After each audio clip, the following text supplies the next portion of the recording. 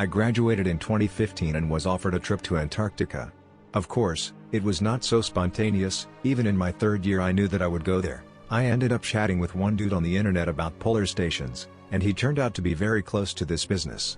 He said that if you want to go to the unknown snowy shores, you're welcome. I said of course, I wanted to fuck off, who wouldn't? Adventures and all that. But I'm not a scientist, how can I meet the requirements? And I was told that it's okay, there are no special requirements. Now, you need a person who knows how to work with a computer, healthy physically, and at least a little bit with his head. I wondered why. They pay a lot of money for a season, more than $1,000, and Antarctica is the most promising that I will see in the foreseeable future. I'll have something to tell my grandchildren. And I have a lot to tell, unfortunately, but, perhaps, let me go over everything in order.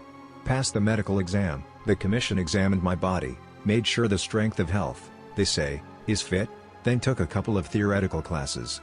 We spent 2 months on the Akademik Fedorov, which took us to the asshole of the planet. There are enough stories about it for several posts. For example, at the Neptune Festival we had a great fucking story, so I will be very brief. We stayed 2 times, in Bremerhaven, Gryabona Fascistia, and in Cape Town, South Africa. All in all, I stayed on the expedition from October 2015 to March 2017. In general, I worked there as a magnetologist. The tasks were not very intellectual: to control the work of magnetometers, follow the 3 strips on the monitor and send everyday reports. It was an hour's work, and there was no epic ice trekking, no conquering the poles, and no eating my own sled dogs from starvation.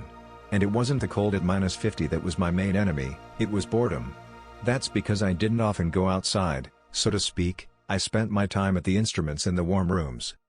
However, there was nothing much to see outside. Only in the first days of my stay at the station I often went out and enjoyed contemplating the icy desert. It seemed that I was on another planet. Everything there was very unusual, a feeling of unreality of what was happening. I could not go far from the station because of safety measures, in case I would get lost, so as not to cause too many problems. Experienced people joked about it, that if you go far from the station, you will be eaten by cryons, such terrible mythical creatures, which are not afraid of frost and attack hapless polar explorers. Our leisure time consisted of reading books, practicing in a mini rocking chair, and trying to surf the super slow internet. This is only the case for Russian stations that the internet is slow. Other countries were fucking awesome. Navalny help. We communicated with the other team members only during meals and some general work, so it was lonely and I even got a little feral. When I returned to the noisy city, I wanted silence and solitude, a bit of a neurosis. The most pressing on the psyche was the polar night. The gloomy atmosphere. The film 30 Days of Night comes to mind at once. Complete apathy, you don't want to do anything. There's a tradition, when the temperature drops to -80 degrees, they heat the baths to 120 to 140 degrees, you take a steam bath, and then run out into the street naked. The temperature drops by a symbolic 200 degrees, the steam rises from the red-hot body like you're not a person but a viper, people become like demons, it's a funny sight. And during this polar night an unusual event happened that I want to tell you about. One day in June of 2016 our station was contacted by Big Earth. The news was about a neighboring Chinese station. It was quite close, about 2 hours by rover. Our Chinese colleagues could not contact the station for 24 hours already, so they asked for help from us, Russians, as we were the closest to them, to check on them, so to speak. Very strange, we thought in unison, because what can be the problem with communication, if any station keeps several independent phones? It is unreal for all of them to break down at the same time. There must be some kind of emergency. A fire or something. So we quickly organized a rescue team of 3 people. Since I am healthy, under 2 meters and can carry some weight if needed, I was a part of the team. Besides me, there was a driver and a meteorologist. They packed everything we needed for everything. We got on a Caterpillar all-terrain vehicle and started exploring the ice.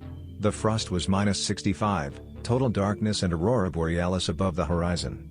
Finally something interesting began to happen, I thought. It's a good thing it was a cross-country vehicle. It is difficult and dangerous to cover such a distance by sled or on skis, especially on a hellishly frosty polar night, which is why the pioneers camped and waited for summer to arrive. It's a fucking disaster to get frostbite, plus hypoxia. The air here is like in the mountains, the highest continent, so you can't go far on foot, you suffocate. You look at all this and can't help but marvel at Amundsen's feat. It was most definitely easier by cross-country vehicle. We got there without any adventures. The light at the Chinese was out. At first sight, no signs of fire. And also no signs of life. After a quick look around, we went inside the two-story building, the main building, as the driver, who had been here before, told us. Inside it was dark, there was no light, the rooms were frozen, the temperature was almost the same as outside. The station looked deserted. We thought that it was not good. We switched on our flashlights and started to look around the station, calling for polar explorers. Nobody answered us. Silence. When we began to freeze and were about to turn back, we stumbled upon a locked metal door, which led, apparently, to the basement. The metal was thick, and there was no handle or valve on it. It looked like it only opened from the inside. The question was, why would the Chinks need such a massive door, just like a vault door? Having given up trying to find a way to open it, we returned to the rover, reported the situation, warmed up and began to look around the station, dividing up, in order to manage quickly and not to get too cold. I looked into a couple of buildings, nothing. On the way out I heard the driver shout, "Guys!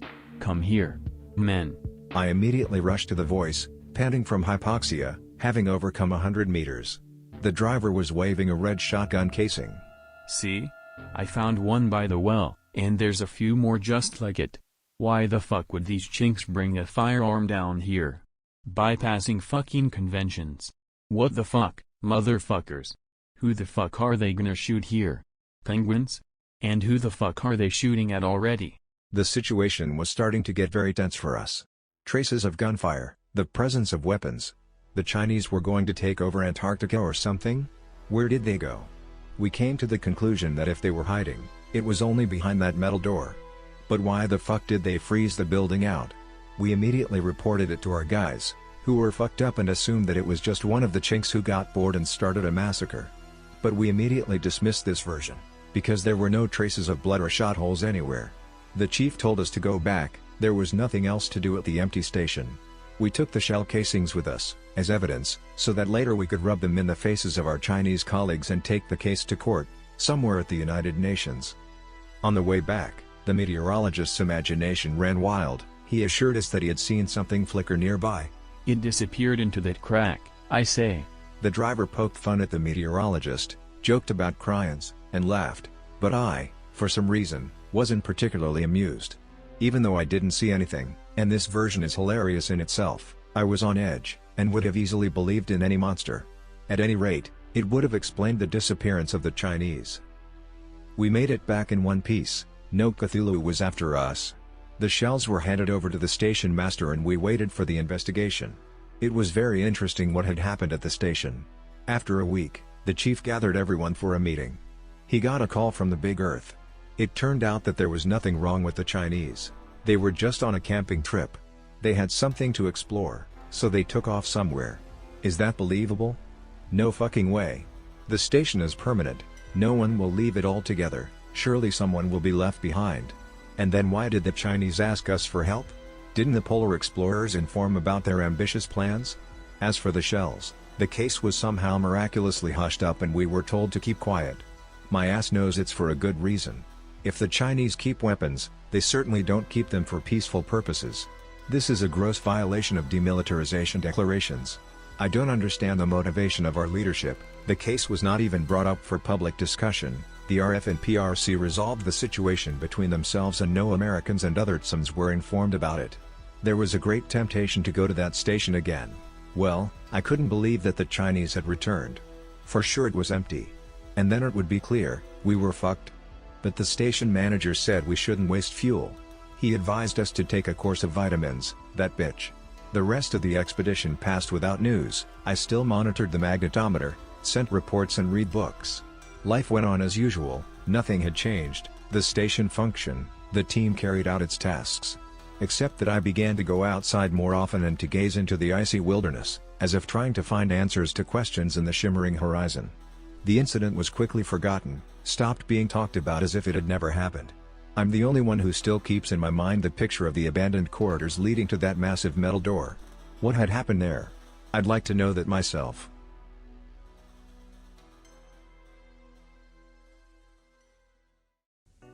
I can proudly say that driving in Antarctica is one of the toughest and most dangerous jobs on the planet. In the freezing cold of 50 degrees, all-terrain vehicles, no matter how brutal and powerful they may look, have a bad habit of constantly breaking down, and you have to fix them, change units, and perform some actions with your bare hands. And that's okay for -50. What if it's 60 or 70? What if there's a blizzard on top? Thank God it's below 80 only a couple of days a year. If you inhale sharply and deeply in your mouth, you will catch pneumonia. It is a real holiday when the thermometer reads -30 degrees, you may as well go out and get a tan. I got to this distant continent not by mere chance, it was my dream since childhood. I've seen too many books and movies. In the army, I asked for tank service, served as a driver mechanic, got crusts, which meant that I was allowed to use tracked vehicles. So, I applied to St. Petersburg. There was a great demand for this specialty in Antarctica. There is a constant shortage of drivers, not many people dare. It's scary there. What was required of me? To carry cargo for 1,500 kilometers from Sea Station Progress to Continental Station Vostok, and this on old artillery tractors ATT, adapted for Antarctic realities. A bunch of ATTs and a pair of Kharkov trucks are united into a sledge caterpillar train and drive themselves through the icy wilderness. A couple of words about the miracle machines Kharkov Shanky. These are caterpillar houses, specially designed for the Antarctic, 9 meters long and almost 4 meters wide. They would provide sleeping space for 8 people a night, and they were great to repair. Not like my ATT, there was no need to go out in the cold, access to the engine was provided from inside. I had an adventure on my ass almost immediately. It was the 5th day of the trip from Station Progress. For 2 days, blizzard was howling incessantly, visibility was close to zero, barely visible ahead. The tracks were washed away in no time, covered by new snow. We were going from barrel to barrel, signposts of the road, which were placed every 2 kilometers. In this weather, if you accidentally turn off the road, you're doomed. No one will find you even if they want to, of course if you don't find your way back on your own. So, I was driving along, and then I saw something gleaming behind me. The driver, let's call him D, who was in second last place, started his signal with a rocket launcher. So, something happened. The column stood up. Reluctantly, we got out of the warm cars and headed towards the signaler. The wind was awful, it was hard to walk, and the snow scratched the fuck out of us like sandpaper. We asked D what happened, and he said that the guy who was trailing had gone somewhere. We looked back and really nobody was there. Our first thought was, he had fallen behind. It doesn't happen, we must wait a little and he would catch up. We waited, he didn't catch up. We were worried. We asked him how long the person who had been following him had lost his sight. And the driver looked dumb, peeking the ice with his foot and said that he hadn't looked back for a long time, so he didn't know. We swore at him and sent one car back down the road in a jiffy. We did find the guy who had broken away from the convoy, snapping his teeth from hypothermia, but he was alive. As he was telling us, he was driving, and then bam! The cross-country vehicle stalled and stood up. The main friction broke. While he was stalling and unsuccessfully tried to renew the starter, the area went into a snowstorm and nobody saw the launch of the signal rocket. He hoped that they would quickly notice the laggard, but no one paid any attention. There was a field of 1,000 kilometers around and not a soul, not a gopher, not a mosquito, not even a bacterium. He was sitting for a long time, the interior was very cold, in half an hour it was like outside, under 50 degrees, only without wind. He already said goodbye to life, and then our guys came. Antarctica allows you to rethink life. It really changes people. It's where you can find out your dark side. In difficult situations, people reveal their essence. And that's where you can find your best friends. I and Vladimir Klukin have been fraternizing, we helped each other out many times, we rewound together for 2 seasons in Antarctica, we've been through a lot, I've never had such companions in my life. The soul of the company, a brave man, with a code of honor, there are few of them nowadays. And I will never forget how he died. 2008, the polar day is in full swing. Another sledge caterpillar trekked deep into the continent, mainly carrying fuel. The weather was excellent, comparatively warm and the sky was clear. I was already considered an experienced driver, but it did not mean that I was relaxed. Antarctica is an unpredictable woman, ready to throw a surprise at any moment. If you relax, you'll go to St. Petersburg with cargo 200. And did this woman throw a surprise? Vladimir was leading the column, and I was right behind him, followed by the others. Suddenly, Klukin's cross-country vehicle disappeared from view with a crash. My heart sank in my heels, I immediately slammed on the brakes and the whole column stood up. A big crevasse. The driver didn't even have time to react, the truck tumbled all at once. It is difficult to notice the crack, usually they are covered with snow, which forms a fragile bridge. All the driver could do was to brake in time and jump out of the cab, leaving the car on the edge of the chasm. Vladimir didn't make it in time. A geophysicist was riding with him in the cabin. We jumped out of the cars and, at our own risk, approached the edge. At the bottom we saw a slightly battered jeep. It had sunk 15 meters into the abyss and was stuck in a hanging position over the precipice between the walls, having caught hold of an icy ledge. And below that, blackness. Then the door of the cabin carefully opens, a geophysicist with a blood-soaked forehead peeks out and literally begs us to pull them up. We rushed to get the climbing equipment. While we were looking for ropes and an ice axe, a hysterical cry was heard from the crevasse, and the former Emercom man, who had remained near the edge, shouted, "Speaker Joey, bitch, hurry up with the ropes, hurry up." Speaker Matthew, I think the car must have started to fall deeper, not a good thing. Everyone was running back and forth, swearing, and they couldn't find the ice axe for a long time. We took the equipment to the edge of the crack. I looked down, the car was there. What happened then? The rescue worker did not answer our questions, gave us instructions and knitted some knots. He threw the end of the rope into the abyss, and when the frightened geophysicist was tied up, he told us to pull on command. We pulled out another man, stammering, with round balls, covered with blood. We asked him what happened to Vladimir. In reply, an indecipherable mumbling. They took him to the Kharkovchanka to give him some tea, and we went to the crack to get the Emercom worker up. There he told us everything. While we were looking for a rope, someone climbed into the door from Vladimir's side. I couldn't see who it was too dark, but I could clearly hear rustling. It was then that the geophysicist yelled, shouted that something had climbed into the cabin, waved it off, almost jumped down in panic. And then the swarming in the car subsided. And that was the end of it. Vladimir still didn't answer the call. What do you mean, who got in? Have you had too much to drink? We refuse to believe it. What are you treating me for? Go get Vladimir. I won't, and that's it. And I don't advise you either. I wanted to punch that idiot in the face, but I held back. Then I told him to give me the equipment. I did not want to leave my friend. They tied me up, told me what to do, and I began the descent to the wedged cross-country vehicle. It was dark below, I could not see the bottom, the wind and the echo were blowing through the crevasse. I heard that sometimes cracks can be several hundred meters deep, but people talked about 1 kilometer deep. It was breathtaking to realize there was such a chasm beneath you. I was brought straight down to the door on Vladimir's side. It was really open. I could not see it from above, the rover was tilted toward the driver. I think he could have fallen out if he lost consciousness on impact, but then how did he open the door? Or did he open it when he tried to jump out of the car before he fell into the crack? Shining the flashlight inside the cab, I was shocked to see a sea of blood.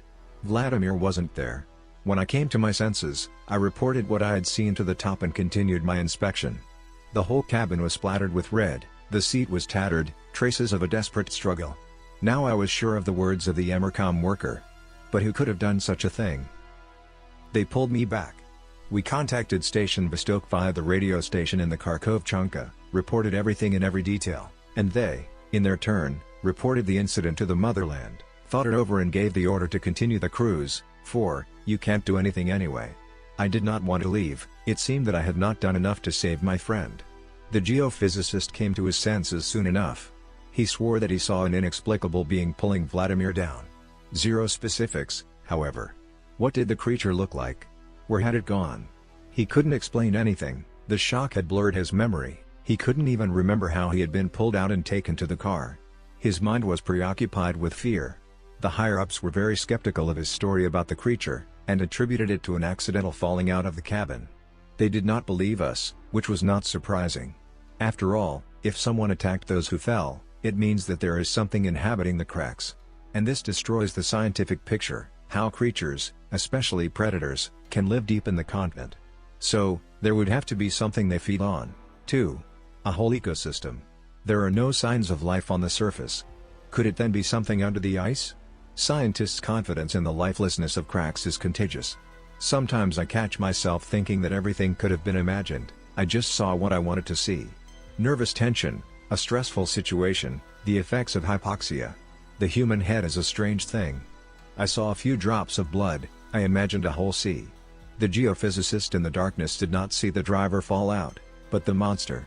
The Emercom guy might have been too impressionable. What was it? Common sense or an attempt to escape reality?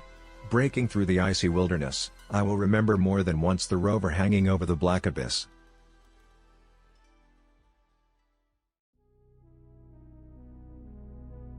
We have no journalists in Antarctica. No one wants to sail for 2 months to the other side of the Earth for a lousy report. How often do you hear news from here? Very seldom, don't you? And if you do, I'll bet it's only about Lake Vostok, the subglacial lake. While there are more than 100 other stations deployed in Antarctica, with interesting programs of their own. In 1999, based on the results of airborne radar profiling, it was concluded that there are large voids in the ice thickness, approximately at a depth of 1.5 kilometers. Their nature is not clear. If the cavities at the very bottom of the glacier can still be explained by geothermal sources melting the ice, the appearance of voids in the middle of the glacier cannot be unequivocally explained. Hypothetically, they appeared from the movement of the ice or from the accumulation of some gas, which came out of the ice with the release of heat. After a more detailed study, by the same GPR, narrow tunnels corridors between these cavities were discovered. There are a lot of them and they form real underground communication networks. Guys from our expedition joke, Nazis dug it, let's drill a hole and see Hitler. It was not without conspiracy theories, such as alien tunnels. Of course, corridors are not the work of intelligent hands, otherwise it would be too easy, because they are scattered chaotically, no logistics and signs of man-made, only by chance, created by nature. In 2001 our polar explorers began drilling over one of the largest cavities, to get inside and find out the composition of the ice, which will tell us, by its chemical composition, about the origin of the tunnels. I have been working at the station since 2004, as a glaciologist, ice specialist, and at the time of writing these words, December 14, 2006, the drill had penetrated 1,076 meters deep into the glacier. That is more than 200 meters to the hollows. We are planning to do it during this season, and we have the season till the end of January, while the temperatures allow us to work. This year I adapted to the altitude hypoxia much faster, my body got used to it. The same could not be said about the newbies, they were pale and breathing heavily. One of them lies in bed with oxygen cylinder in his arms, vomits several days in a row. Tomorrow we start drilling. December 15, 2006. The whole day is busy. We have time to work and drink tea. December 16, 2006. Unbearable homesickness. I dream of just breathing normal, not rarefied air. But here, no matter how much you inhale, it's still not enough. Walk only 50 meters from the cabin to the well, and feel like a marathon. December 20th. I thought I would be a local correspondent, so I could cover the mission of our almost unknown station in the media. All the day long I'm working, I'm tired and time flies and I don't notice it. December 23rd. Something interesting happened. We were drilling and all of a sudden we felt that the drill came across heterogeneity. It interested us and we started pulling a nice sample. An hour later the drill was lifted, we pulled out the core and found organics. At a kilometer's depth, fucking organic matter. We were surprised, and that's putting it mildly. First, we noticed some black lump in the ice, started to examine it and realized that it was a most natural, but rotten, piece of meat. We were just so excited and curious. This heterogeneity was part of an animal frozen into the ice. The drill had sawn off a decent chunk from the creature, and it was impossible to tell species identity from it. Meat, bones, and something black that looked like mold. It was impossible to defrost the piece, it had to be sent for examination. We reported to the Big Earth, they did not immediately believe it, arguing that the ice at this depth is 800,000 years old, and who could have lived in Antarctica at that time. They urgently requested an airplane from the station Progress. They flew the sample to Moscow for examination. While there was time, we examined the extraction, but we could not make out anything. We packed the core, the plane flew in and took away our find, and we began to think about how to extract this creature from the ice completely. December 24th.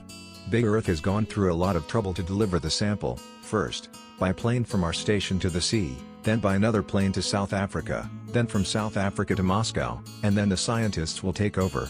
All we have to do is wait for the results. How curious. All day in preparation, we'll extract the rest of the creature. Echolocation failed to determine the size of the creature, which means that it is small. December 25th. Very delicate work. We swore a lot. By the end of the work shift we still pulled out one more piece. The vertebral discs and the same black mold showed through under the thick layer of skin. We discussed, made theories and conjectures. December 26th and 27th. We got 3 cores, Figured out how the creature lies, we drilled toward the head. December 28th. When I woke up, I could not open my eyes, they were stuck together. I panicked. Called the guys. They examined me and told me that my eyelids were festered, conjunctivitis. They soaked me with water, the pus softened, and I opened my eyelids. It was painful to look at, the light seemed to get brighter, my eyes were watery. My throat hurt like hell. I got sick at the wrong time. The doctor found a pale plaque on my tongue and tonsils. Said the whole drilling crew this morning had the same symptoms. We had a cold. We've been working hard in the freezing cold. We had to stop drilling. How bad I felt hearing the news. It was evening, I had a fever of 40, weakness. The other comrades aren't any better. Someone's delirious. I hear someone threw up. The doctor is worried and is trying to protect us from the people who are not ill and who come to visit us. December 29th. I was delirious all night, dreaming as if I was at a well, taking ice samples. All night. The white plaque in my mouth progressed into pustules, it hurt even to move my tongue. An epidemic was reported to Bolshaya Zemlya. They ordered the sick to evacuate, but they could not send a plane, the weather was bad. I'm vomiting blood. There's some incomprehensible hair in the vomit. Oh, my God. There's no telling what's going on at the station. The condition of the patients is getting worse. Panic is building up. What the fuck is this disease? The doctor said someone's hair is falling out. Is that creature radioactive? I'm sweating like it's a bathhouse. Saliva comes out too fast and drips from my mouth like a rabid dog. My eyes are sticky with pus, my temperature is about 40. I am thirsty and cannot drink, every sip causes bile vomiting. December 30th. Everyone is showing symptoms already. No. It's not radiation. It's an infection. The whole station is infected. Osipchuk died of internal bleeding. I saw mushroom growths in his mouth, it's disgusting. The doctor said it was a fungal infection. I remembered the black mold. In Moscow they confirmed that the creature was infected with an unknown fungus. The weather is bad. This is the lamest New Year's Eve of my life. I've been swallowing antibiotics in packs. Osipchuk's corpse was covered with shaggy mold, his skin was falling off in slices, some kind of smelly slime was leaking from underneath. We took him outside. The whole station was soaked in this smell. Last notes are in illegible handwriting. From the personal diary of the deceased polar explorer Jaeger Zorin. The events at that station were classified so as not to raise public outcry. Everything was put down to diesel breakdown. According to the official version, the polar explorers died from the cold. Phylogenetic analysis revealed that the infection originated in the late Paleozoic, coming from a mold parasitizing the early Devonian rhinophytes, now extinct. Considering its extraordinary contagiousness, spreading to all kinds of living creatures, and survivability, it may well be related to the biggest mass extinction in the history of the planet, the Permian-Triassic, where 80 to 90% of species became extinct. That's when the supercontinent Pangaea disintegrated, Antarctica drifted beyond the Arctic Circle and iced over, preserving the spores. Why the spores disappeared on the other continents is unclear. Perhaps at the end of the Paleozoic, the fungus did not yet have such vitality, and evolved to its present state while already in Antarctica. Geologists cannot find traces of spores, because the affected organism is completely decomposed by the fungus with acidic corrosion of the skeleton, which would not leave fossils.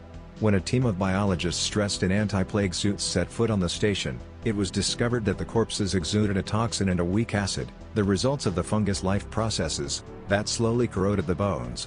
The skin of the dead is covered with thick mold and fungus-like growths.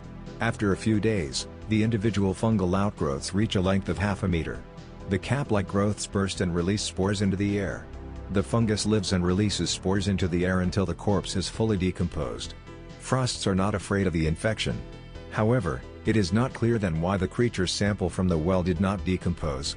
Genetic analysis of the creature was no less surprising. It came from the therapsids, beast-like lizards, Pachydex, which millions of years of evolution have greatly modified. It is likely that this species inhabited cavities and corridors. Since the creature is a predator, an entire ecosystem with lower links in the food chain must have existed under the ice. We thought the species was extinct because of a fungal infection. However, in 2008 there was an incident on the Kraken in which a tractor driver died. Witnesses mentioned some kind of creature from the crevasse. This allowed us to assume that some of the predators still survived, having developed immunity.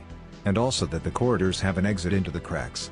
The committee decided to send an armed team of climbers to Antarctica to descend into the crevasse.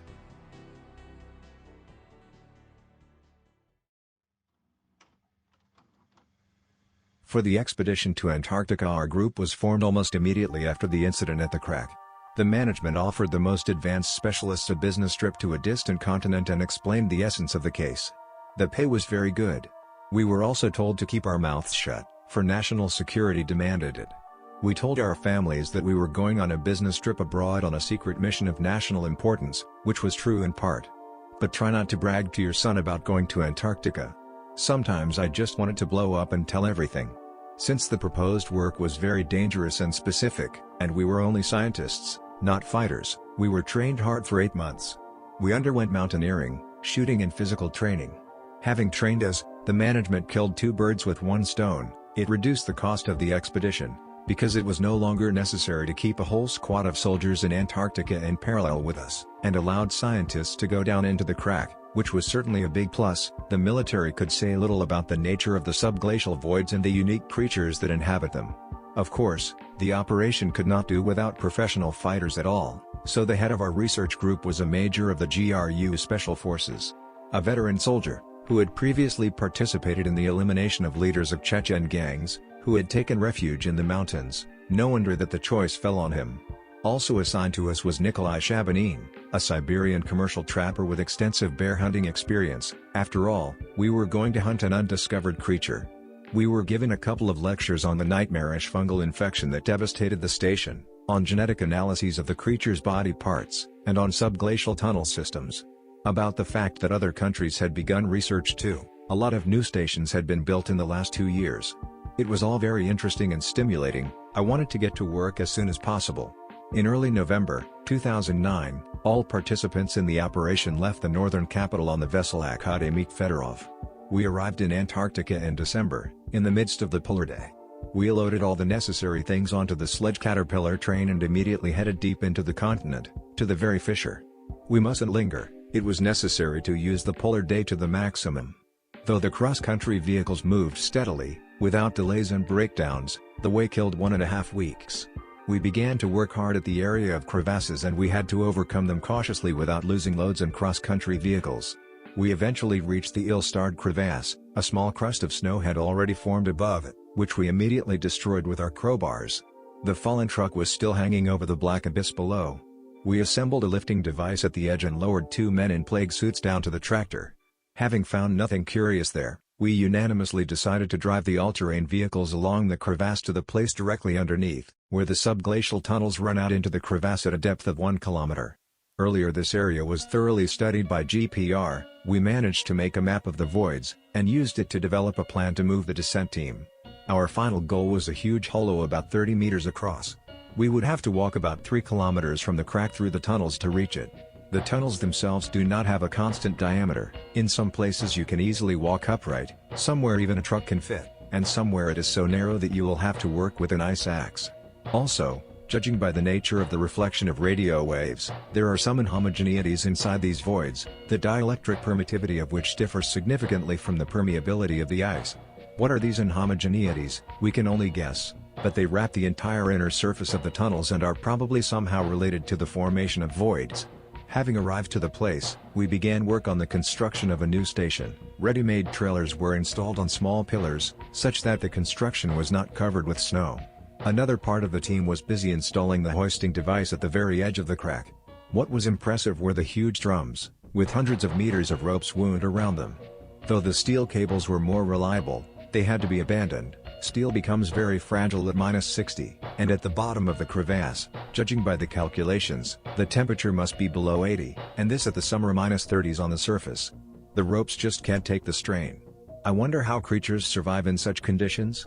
After finishing our work, we went to the usual rest. It was necessary to gain strength before the technically complicated operation.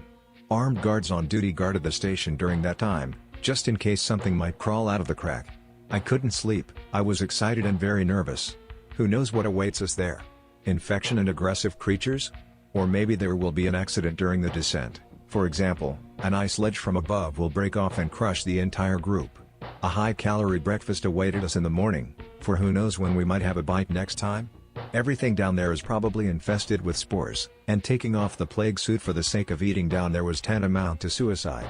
Since we were to spend several hours, or even the whole day, At extremely low temperatures in the crevasse, we developed special suits with internal heating, rechargeable batteries, which could be charged for 3 hours.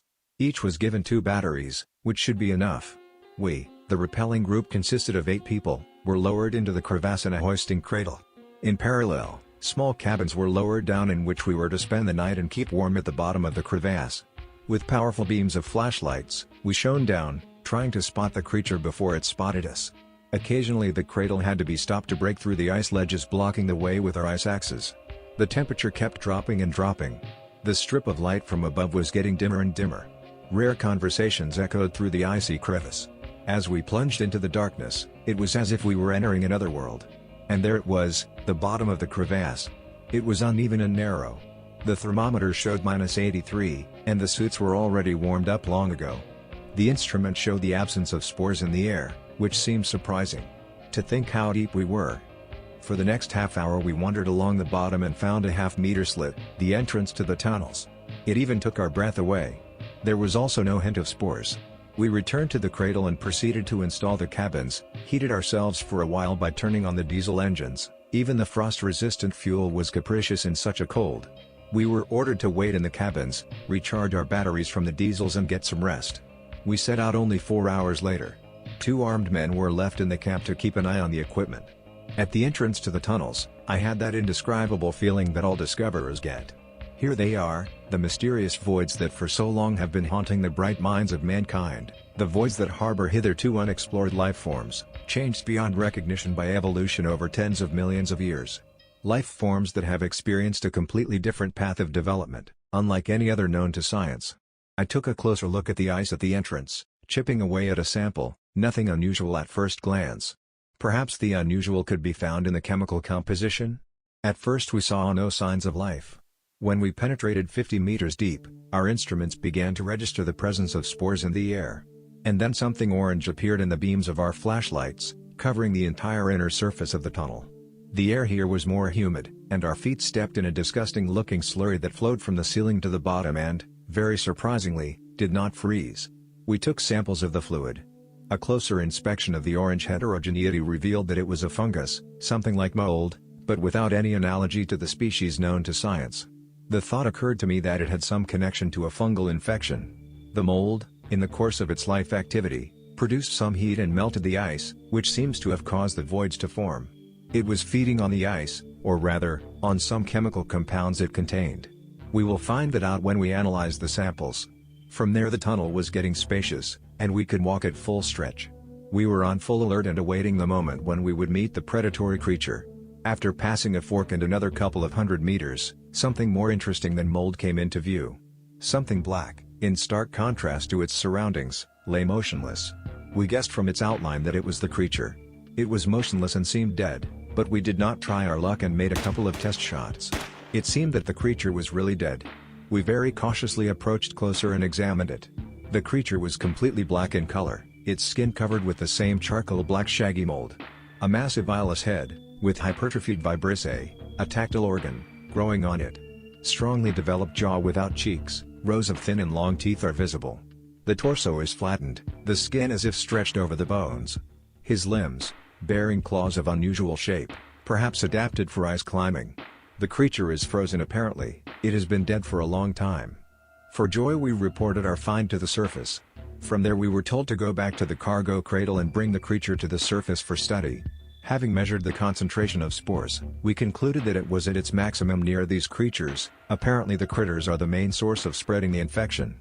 The fact that the infected mold grows on their bodies and does not decompose it, suggests a possible symbiosis, but this is only a guess. We have not seen living creatures yet. We took a bunch of pictures, wrapped the creature in polythene, put it on a slippery bedding and dragged it to camp. On the way back, we chatted a lot. There is no more talkative company than a group of scientists who have witnessed the unknown. Countless hypotheses were put forward, each giving free rein to his or her rich imagination. Everyone seemed to have forgotten that they were probably in the most dangerous place on the planet. The conversation was interrupted by the frightened cry of a physiologist. Something's moving. Something's moving inside my suit. Shit. It's in my helmet. Oh, my god. It's out of reach. He panicked and ran around not knowing what to do. We looked at him, and indeed, There was movement inside his helmet. Stop. Stop. Don't panic. Don't take your helmet off. Help me. Help me. I can't get it out. I can't get it out. It's gonna kill me. The terrified physiologist grabbed his head and tried to shake the creature off his face somehow. We simply didn't know what to do and tried to calm him down, but in vain. The scientist stripped off his helmet in a panic. The small, nimble thing jumped off and darted away. No one was able to shoot the creature, and it disappeared into the darkness. In the meantime, the physiologist has had enough of the contaminated air and was vomiting the most disgusting stench in the place. The military officer picked up the helmet and forcibly put it on the panic-stricken man, twisting his arms. When the physiologist stepped back, you could hear him sobbing. I'm going to die now, aren't I? Am I going to die? We traveled the rest of the way in silence and alert. No one understood how the creature had managed to get inside the airtight suit. The only guess was that it got in while we were resting in the cubicles. Then the physiologist took the suit off for a snack. The morale of the group was shot. The physiologist was throwing tantrums, panicking and crying, and it was impossible to calm him down. We were told to isolate him in a cabin and not to let him come up to the surface. We were told to wait and see if he survived. Later we were contacted by two men on duty. They saw a shadow slip into the tunnel and heard some strange noises from above. They could not see who was making them. The beams of the flashlights could not reach that high up. This meant that the same creature that we were dragging behind us, but alive, was heading toward us. The last meters to camp stretched into eternity, but, surprisingly, we met no one on the way. Maybe the duty officers were just imagining things. The soldier took away the gun from the physiologist, out of harm's way, persuaded him to take sedatives and climb into the cabin. Having discussed with the station the further plan of action, we decided to send 3 of them with the creature in the cargo cradle upstairs, and leave the rest below, to rest and charge the batteries. I stayed below. 2 paleontologists and a hunter were sent upstairs with the dead creature and the specimens they had extracted to cover them. The group below was disinfecting the suits with a special solution and settled down to rest in separate cubicles. The strong sedatives worked well on the physiologist, and he fell soundly asleep. When I was about to go to sleep, our group was contacted by the station chief. We have a serious problem. The cargo cradle came to the surface empty. No creature, no people. When you hear such news, being in Antarctica at the bottom of a kilometer-wide ice crack, the thirst for adventure suddenly disappears. It begins to seem that the prospect of sitting all your life on the couch in front of the TV with a beer in hand is not so bad. It makes you wonder, what was I thinking coming here? What a fool. Except it's too late. You're in one of the most unfriendly places on the planet, next door to uncharted creatures that have just killed several of your comrades. What did the station master say? Is there blood all over the cradle? The speleobiologist chuckled nervously, but immediately changed her face. With machine guns. 3 machine guns. What happened there? How the hell did that happen? Don't those things care about bullets? Everyone was frightened, but the operator of the video camera was the whitest. Didn't they notice anything approaching them? I think they were attacked all of a sudden. They didn't have time to report anything, said the military man. Now, pull yourself together. Are you men or what? You've got your mouths open. Get ready, we cannot delay. We need to check the bottom of the crack. From the top ordered us to find the corpses and take off their suits. They are very expensive. The suits are worth more than our lives, I thought, but there was nothing to be done. Orders are orders. The physiologist, who had swallowed contaminated air, was still awake. The sedatives had knocked him out cold. We left only the speleobiologist at the cabins. The rest, 3 people, went in search of corpses. We moved carefully, listening to every sound, constantly looking around, turning their flashlights up, trying to penetrate the thick darkness. Next time we'll have to get searchlights. Military man broke the silence. Floodlights and a couple of snipers. We'd pick those things out of the darkness and flick them. That's enough. Taking chances like that. That was a miscalculation, yeah. Silence again. Only the echo of footsteps. To think that an unknown predator must be climbing over our heads right now. We're right in front of us, shining our flashlights, and he's just waiting in the dark for the moment. He doesn't need flashlights. As we had been previously reported, those who had climbed to the surface in the cradle had been thrown down after a brief struggle.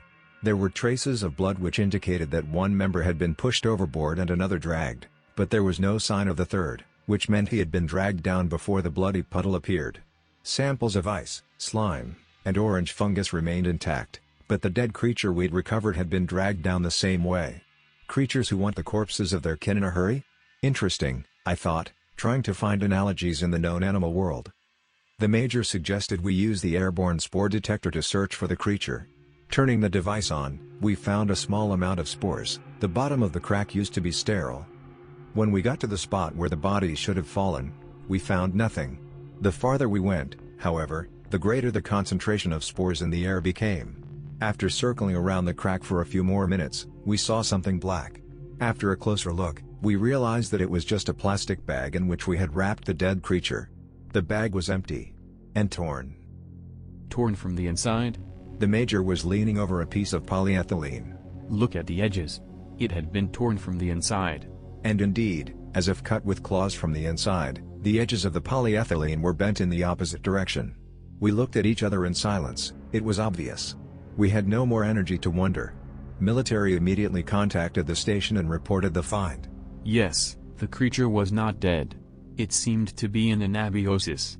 Yes, we definitely checked. It was frozen. No, we told you before, we shot it, we're not stupid. Okay. Got it. Having put aside the radio, the military man turned to us. Let's explore the bottom of the crevasse next. In case the creature just fell out of the bag. Valuable material is not to be missed. And they also said that a few minutes ago they found a shattered paleontologist on one of the ledges. They're bringing his body upstairs now. Then they're gonna send in reinforcements. 8 armed men. We continued the search, going farther and farther, but found nothing.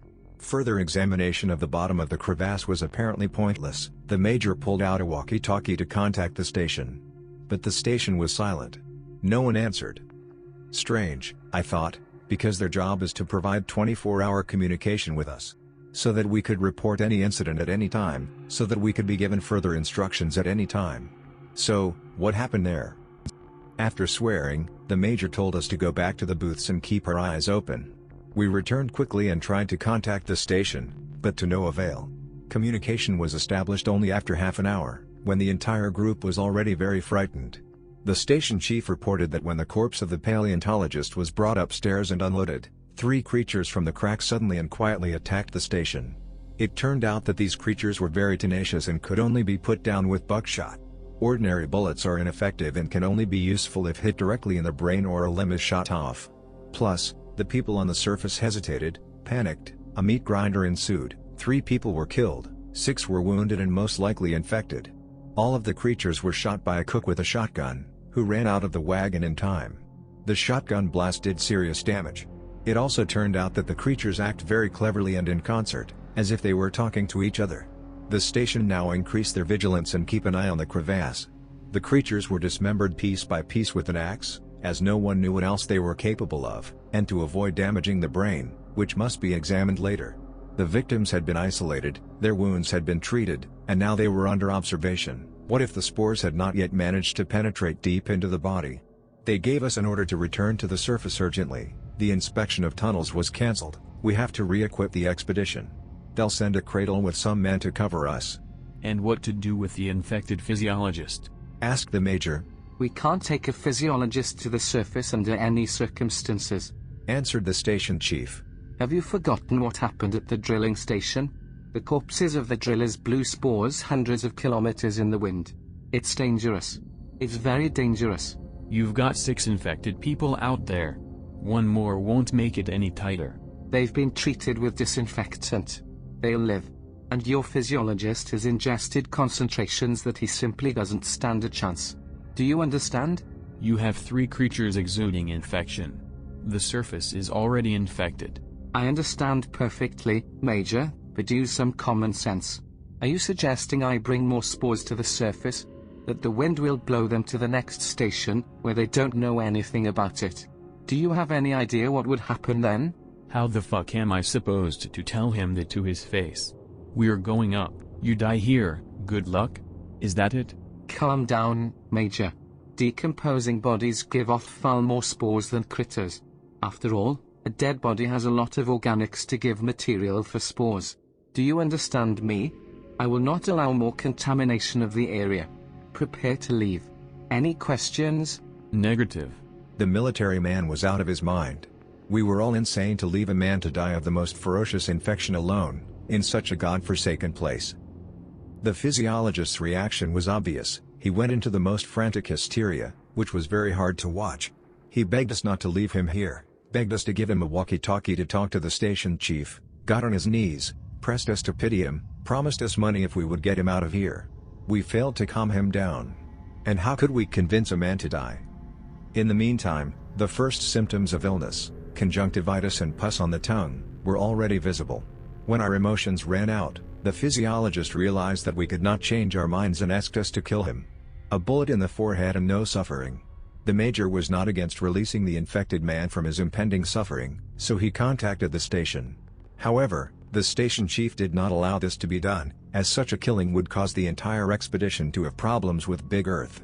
The military man exploded and told the chief what he thought of him. But then he calmed down, hesitated for a minute and told the physiologist, "I'm sorry, if I do this, I'll be in trouble, and I've got a family to support. Without me, the family will die. I'm sorry, man, I'm really sorry."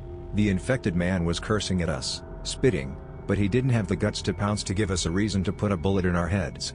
We made our way to the loading cradle that had come with the reinforcements. It was very disgusting, all of us suddenly realizing that we were the real bastards. That icy crack exposed our true natures. I will never forget that monstrous day. The first expedition accomplished its main task at great cost. All the extracted material was flown to Moscow, where it was thoroughly examined. The injured members of the expedition were observed for 2 weeks, but they exhibited no symptoms of disease. The timely disinfection of wounds did not allow spores to take hold in the body. In the seized samples of ice, the products of ancient volcanic emissions were found. These chemical compounds seem to be used by the orange fungus as food. The compounds have a very high concentration in the ice, which explains the ability of the closed-under ice ecosystem to maintain viability for millions of years without the participation of photosynthesis. All these materials, and especially the bodies of the creatures, which biologists dubbed Viva Ray fungus, allowed humanity to look at evolutionary processes from a different angle. The creatures possessed a hitherto unknown but perfect mechanism of thermoregulation. Their blood is very similar in composition to the very mucus secreted by orange mushrooms, from which the creature simply does not freeze. Only the skin can freeze during anabiosis, but the internal organs remain unfrozen. In addition, these creatures are unique in that they represent a special kind of symbiosis between a fungus and a reptile. The infection is built into their bodies at the genetic level. The mechanism of this anomaly is still unknown to science. Despite this embedding, the spores excreted by their body do not contain traces of the creature's DNA. However, when the creatures themselves reproduce, they pass on the combined genetic information to the cub, which allows the new organism to generate a fungal infection. The infection itself has been found to have unusual ICS chromosomes. Unlike normal chromosomes, their presence is not necessary for life support, but they serve the function of adaptation to external conditions. In short, the fungus can quickly adapt to any medication, to any climatic conditions, and it also evolves rapidly in organisms, moving from one to another. It is this property that allowed Viva Ray fungus creatures to make an evolutionary leap and adapt to the hardest conditions when integrated with infection. The perfect superweapon. Viva Ray fungus are capable of regulating their energy needs, i.e., they can go into anabiosis if food in the ecosystem has become scarce and wait until enough biomass is generated. The first creature was in this hibernation mode and woke up in the cargo cradle, calling for help from its relatives, probably by ultrasound. The maximum duration of anabiosis could not be established. In fact, the body is partially frozen and the physiological processes are slowed down greatly, so that it may allow the creatures to exist this way for a very long time. We are talking about years.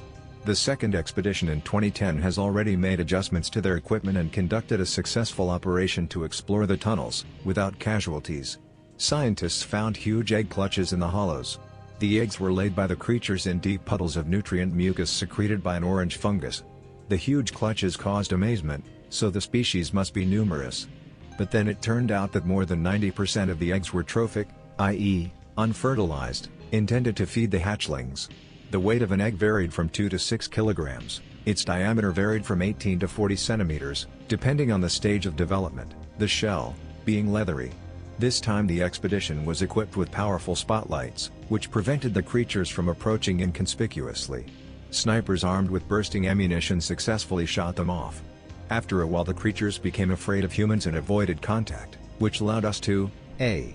Not to destroy the underwater ecosystem anymore, and B. To confirm speculation about a possible collective intelligence. The main task of the second expedition was to find a small creature, which, judging by the reports of the first explorers, climbed into the special suit of one of them. It was not caught. Not explored. Probably the only creatures in the tunnels besides viva ray fungus that are immune to spores. They are easily avoided by humans, as they have a very developed hearing or tactile system. Other creatures appear to be extinct. Fossilized invertebrates, remnants of relict fauna of the Tethys-Ocean times, were found in the oldest parts of the tunnels, where volcanic nutrients ran out. The surface from the dead orange fungus was mineralized. Carbon dating analysis showed that most of these organisms died about 56 million years ago, all at the same time, suggesting some sort of catastrophe in this isolated ecosystem. Something emptied these subterranean voids. Here we can only speculate. Perhaps at that time there were several separate systems of cavities under the ice, some were inhabited by living organisms, while others were teeming with infected spores.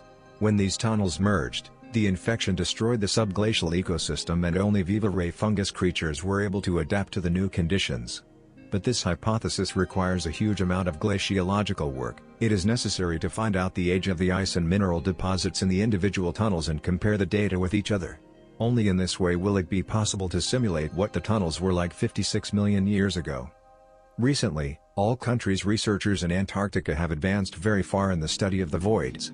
For example, Chinese colleagues conducted experiments on a group of specially captured creatures. The creatures were placed in a subglacial zoo built under their station and began to study their behavioral characteristics. They obtained quite a lot of interesting information, but in June of 2016, one of the creatures escaped at their facility. The automatic system locked all escape routes for the Chinese so that the infection would not break through. The Chinese were unable to stop the creatures. Due to poor coordination, Big Earth nearly sent uninitiated Russian polar explorers to their doom. Only a special team, which arrived on the spot, liquidated the creatures. There exist other famous caves with unique closed ecosystems such as MoozE in Romania, or Ayalon in Israel. There are thousands of undiscovered underground voids all over the planet. People stumble upon them quite accidentally, when working in quarries, mines, etc., and when they do, their amazement has no limit. And who knows what other creatures are hiding in the Earth's depths.